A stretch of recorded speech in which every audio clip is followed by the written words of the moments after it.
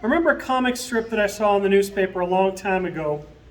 One of the characters was saying to the other, he says that he hates that we call today Good Friday, because Friday is the day on which his Lord was hung on a tree. The other responds with this line: if you were going to be hanged on a tree on that day, and he volunteered to take your place, how would you feel? Good. For Christians, Good Friday is exactly that. Good Friday is good. It certainly is lamentable that someone who was perfect and innocent had to suffer so miserably in the place of people who so much deserved it. It's entirely appropriate, recalling the instances of Christ's passion, his betrayal, and his death. It might bring a tear to your eye or a lump to your throat. If you understand the magnitude of the pure love of God that he has showed for you by suffering and dying in your place, as much as they might bring you joy, it might also bring you a degree of grief. It's fine for both. It's fine to have joy and grief. But Good Friday should never just be about grief alone. It shouldn't just be about sadness or hopelessness or despair. The purpose of hearing the account of the crucifixion and seeing the artwork, or even movies that brutally depict the events of Christ's death, it's not so we can suffer alongside Christ, as though he needed us to help carry his cross. Instead, the point is to show the suffering that Christ endured so that we wouldn't have to. For you, as Christians in the present day, there's no surprise as to what will happen on Sunday morning. It's not a spoiler to tell you that Easter is going to come in a few days. What has already happened on Easter, thousands of years ago, in fact.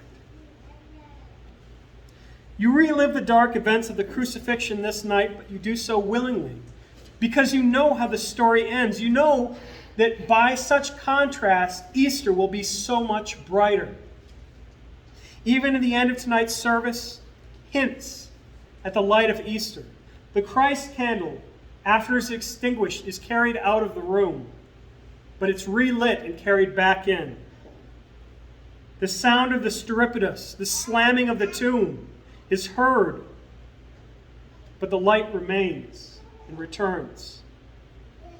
We leave the sanctuary in silence tonight, in reverence, in the weight of the events of Christ's death, but we keep that burning hope, that light of what's to come in a few days, knowing that Christ will rise and that he has risen. You are given this comfort not just on Good Friday, but with every dark day of your life.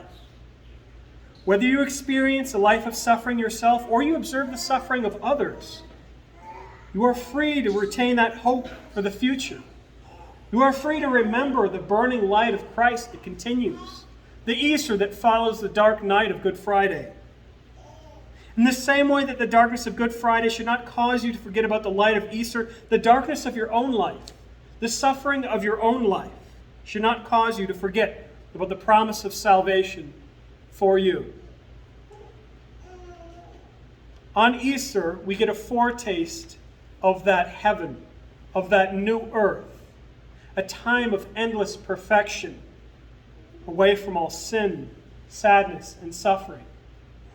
In the dark night of Good Friday, it may seem so far away, with the heavy weight of the darkness, this light of Easter just around the corner. In the dark times in your life, the heavy weight of that darkness, of your sickness, of the things that you go through, of the things that other people around you suffer. It may seem unbearable, as if it'll never end, but that light continues to burn. That Easter is just around the corner. That resurrection, that heaven, that new earth is guaranteed for you already. You know that Easter is coming because it has already happened over 2,000 years ago.